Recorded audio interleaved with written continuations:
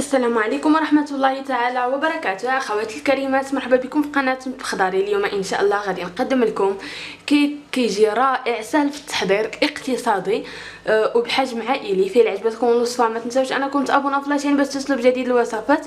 كذلك ما تنساوش انكم تدعموني باللايك ديالكم.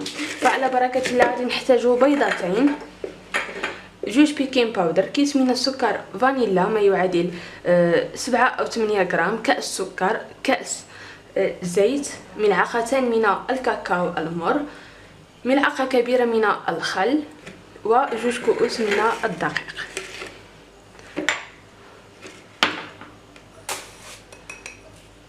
نضيف السكر،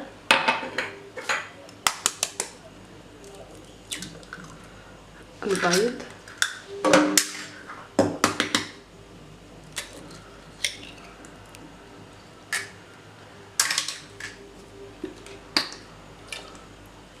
ملعقة من الخل،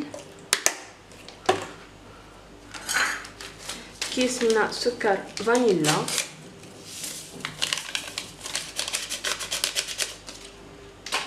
ونخلط الكل جيدا.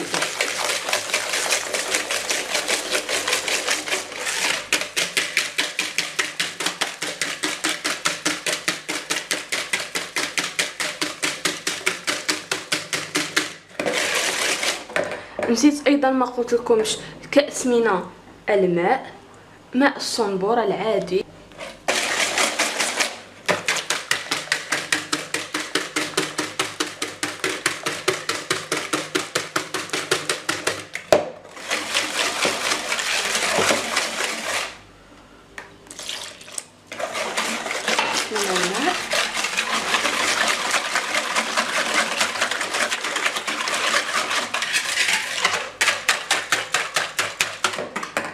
ملعقة كبيرة من الكاكاو المر،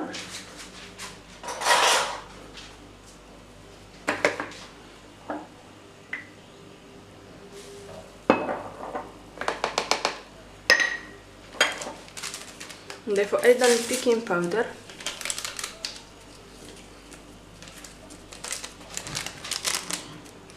يعني كيك سهل في التحضير جدا.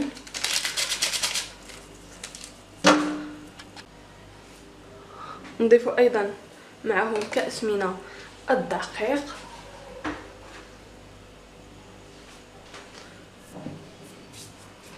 نخلط الكل جيدا.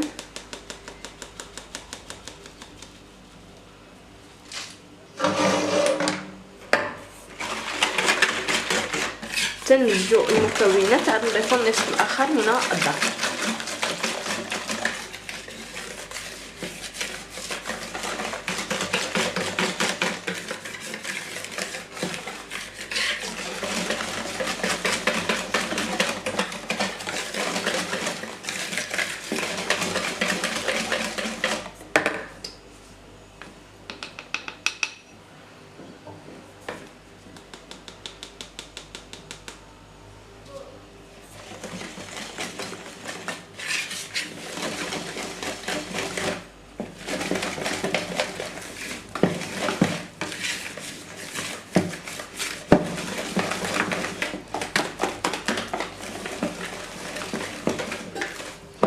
يعني الكيكه ديالنا كتجي خفيفه.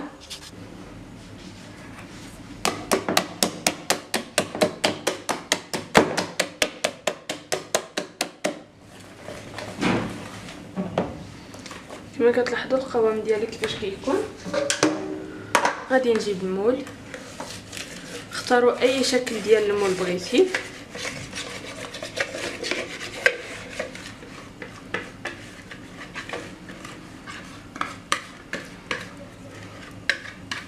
في الاثناء هذه رديت الفرن يسخن على درجه حراره 180.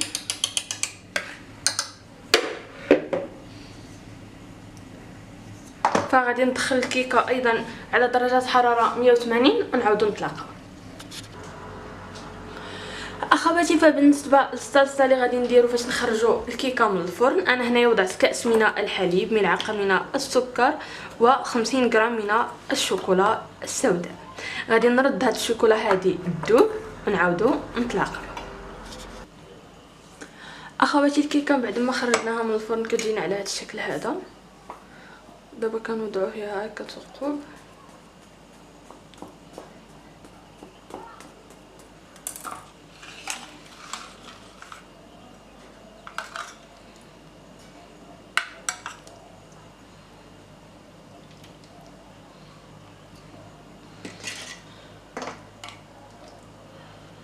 الا بغيتي هاد الصلصه هذه تجيكم القوام ديالها متماسك فضيفوا لها النشا.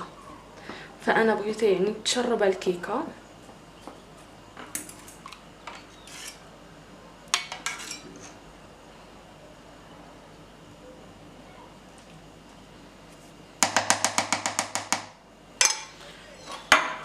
على هذا الشكل هذا. انا هنايا عندي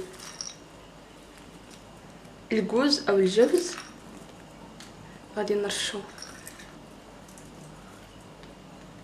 يعني تزيين جد جد بسيط. ديروا يعني اي مكسرات عندكم، كذلك ممكن انكم تستغنوا عليها وتخليوها هكاك او ديروا الفيرميسيل. فغادي نخليها تبرد وعاد نرجعوا باش نشوفوا الشكل ديالها النهائي. اخواتي فهذا هو الشكل النهائي ديال الكيكه ديالنا من بعد ما بردات. صراحه كتجي رائعه، نتمنى انكم تجربوها.